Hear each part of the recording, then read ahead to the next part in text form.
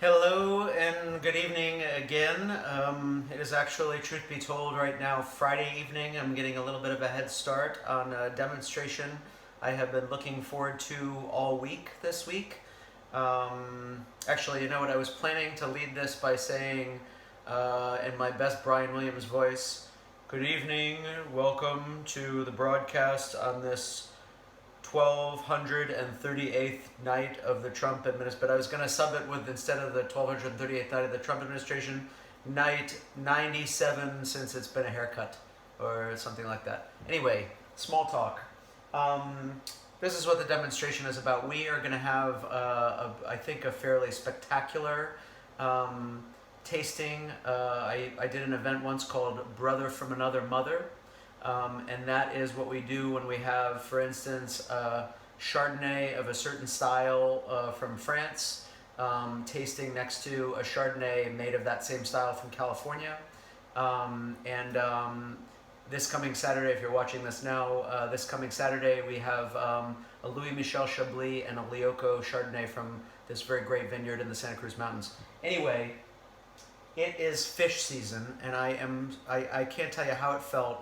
I remarked to one of my associates a few days ago, this is usually the time at Heirloom when there is beautiful salmon and beautiful halibut, and we're doing all this stuff. I have a couple of really beautiful pieces of salmon here. It's a little trick, a production stunt, because I'm known for production stunts. I have my pan, as you can probably see, on high over there. It has been on high since I started this little conversation. I'm going to season this salmon. Here's the thing about roasting salmon at home. That's just a little bit of salt, push salt on the fish. Roasting salmon at home, roasting anything at home, the pan has to get insanely hot, right? The reason that scallops get that beautiful browning at restaurants, and it's really difficult to do it at home, is because little domestic stoves and their BTUs can't really generate enough heat to really get the thing going. So in the case of salmon, for instance, which we always, for instance, a professional chef is going to sear salmon skin side down, right? And if you put salmon skin down in a pan with a little bit of vegetable oil in it that's not quite hot enough, it's going to stick. And what happens when the pan is hot enough is that that little bit of vegetable oil is so hot that the skin doesn't stick. So right now, that pan has been on high flame for probably a full 2 minutes. It's starting to smoke. I'm going to put the fish down right now.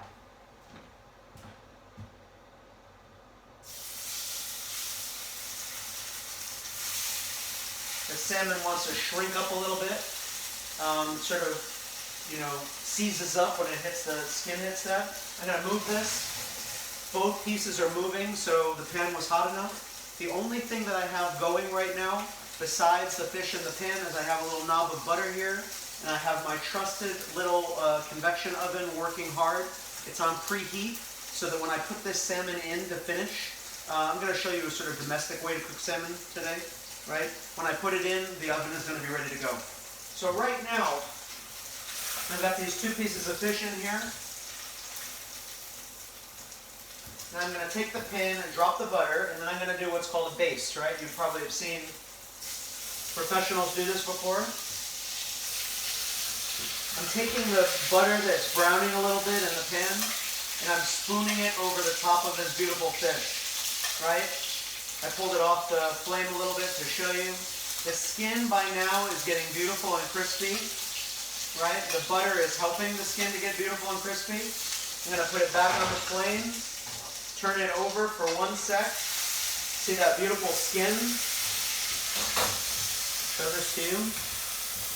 This is the way it looks, right? And then I'm going to take this brown butter again over the skin, right? And we're basically right now, we're crisping up the skin, and we're getting a nice little bit of color on the bottom. And then I'll show you what happens next.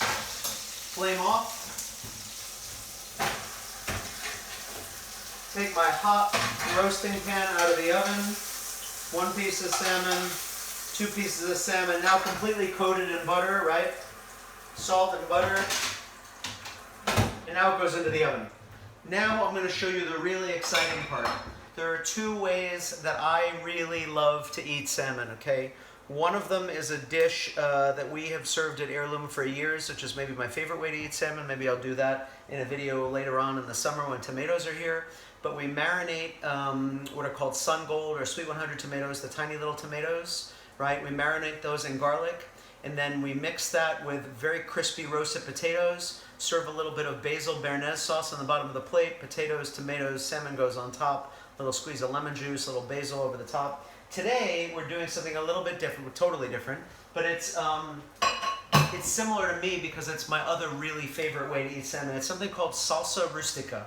It's a dish, or I should say a relish or an accoutrement that I learned, one of many things that I learned at this great restaurant in LA that I've mentioned before called Campanile. Salsa rustica came out of my experience at Campanile. It is salsa rustica. I mean, it's a salsa of a certain kind. It has a couple of very key ingredients. The two key ingredients in my salsa rustica or in Heirloom salsa rustica are beautiful chopped roasted almonds and chopped hard-cooked egg. So you can see I have an egg here, right? I'm going to give this a rough chop. The yolk is beautiful and not overcooked. This went in with some water, came to a boil, and then I shut off the water, and the egg sat in the water for another probably 5 minutes or so. All the white and the egg is going into this little mixing bowl, right? I'm going to take my chopped roasted almonds, egg so far, egg, roasted almonds, chopped shallots that have been macerated in lemon juice. Okay, go into that. Then I have probably a tablespoon of chopped capers. Okay. 3 different herbs with me today. If you're going to put herbs in your salsa rustica, a good idea to have what are called fiend herb, right? This is tarragon, probably a tablespoon of tarragon, a tablespoon of dill, and a tablespoon of chives. I'm going to reach for my olive oil, cover this somewhat liberally. This beautiful soon-to-be salsa rustica. Doesn't really need salt. There's capers in there already. I salted the fish, right, and a little bit of black pepper. And then the last thing that I'm going to do is throw a little bit of lemon zest in there, just for a little bit of aromatic lift, you know, very delicious. Take a little teaspoon and start to mix this all together. One of the things that I really love about this salsa rustica is the color of it. It's got, you know, the brown from the almonds and the white and the yellow from the eggs and the green from the herbs. And it's just a totally, totally beautiful thing, right? So this could be maybe a tiny bit wetter. I'm going to pour just a tiny bit more oil in there. You want enough oil so that when you spoon it out, it really, you know, is going to impress your guests, right? That's what you really want to do. I think probably that salmon is a beautiful medium rare to medium right now. I am going to take some of this very gorgeous broccoli de chicha that I just cooked off a minute before in another production, video production stunt. Remember to mention that?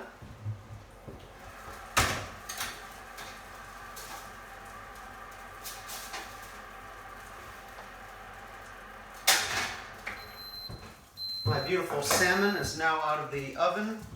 The broccoli is sitting in the middle. Can you see this? Okay, I'll show it to you when I'm done. I'll spoon a little bit of the salsa. By the way, the salsa is also totally magnificent on meat. If you eat meat, it's totally magnificent on vegetables. And this is what the final product looks like, with the beautiful salmon and the salsa glistening and the broccoli. And this, you know, with a beautiful glass or two of Chablis. I don't know what could make a person any happier, frankly. I hope that you will tune in if you have sat through these you know, almost 9.5 minutes of salmon video. I hope you'll think about tuning in to join us with Matt Licklider from Lioco and Guillaume Akuka from Vineyard Brands, who is going to talk to us about Louis Michel Chablis and the long history of that venerable domain. And as always, I hope you have a really terrific week, and thank you again so much for watching. See you soon.